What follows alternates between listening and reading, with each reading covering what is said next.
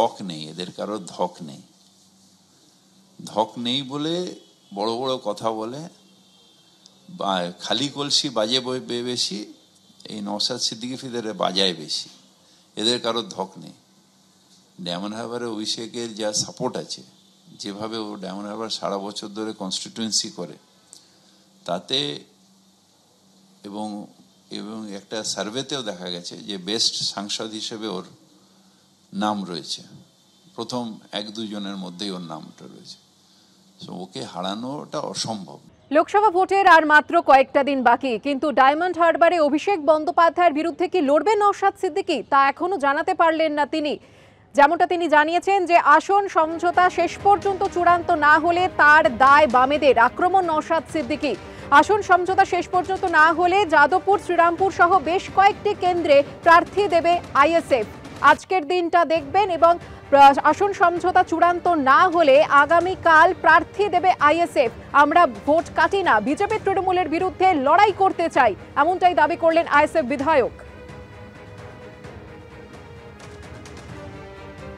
এতই ভাবনা চিন্তা করে ডায়মন্ড হারবার নিয়ে ওনারা এতই স্যাক্রিফাইস করার জন্য প্রস্তুত আছে, বাকি 7টা সিটের জন্য স্যাক্রিফাইস করছে না কেন কংগ্রেস বা লেফট ফ্রন্ট? কংগ্রেস আটকে আছে তো, যদি আপনি দেখতে চান সেই অর্থে শ্রীরামপুরে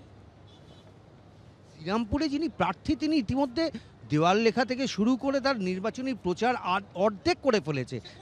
সেটা তো সে করতে পারে, তাতে আমার কোনো অসুবিধা নেই। তো 100% পূরণ করুক।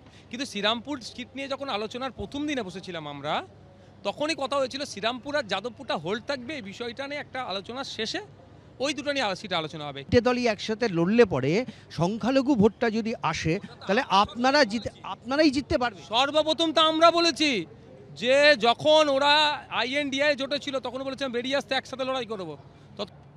গতকাল সাক্ষাৎকারে দাবি করেছিলেন নওশাদ সিদ্দিকী যে গতকাল দেখবেন এবং গতকাল যদি আসন সমঝোতা চূড়ান্ত না হয় তাহলে আজ তিনি প্রার্থী ঘোষণা করবেন আইএসএফ এর তরফ থেকে। পাল্টা কি বলেছেন ফিরহাদ হাকিম, শোনাবো। ধক নেই, এদের কারো ধক নেই। ধক নেই বলে বড় বড় কথা বলে, খালি কলসি বাজে বেশি, এই নওশাদ সিদ্দিকী ফিদের বাজায় বেশি। এদের কারো ধক নেই। ডায়মন্ড হারবারে অভিষেকের যা সাপোর্ট আছে, যেভাবে ও ডায়মন্ড হারবার সারা বছর ধরে কনস্টিটিউয়েন্সি করে, তাতে এবং একটা সার্ভেতেও দেখা গেছে যে বেস্ট সাংসদ হিসেবে ওর নাম রয়েছে, প্রথম 1-2 জনের মধ্যেই ওর নামটা রয়েছে।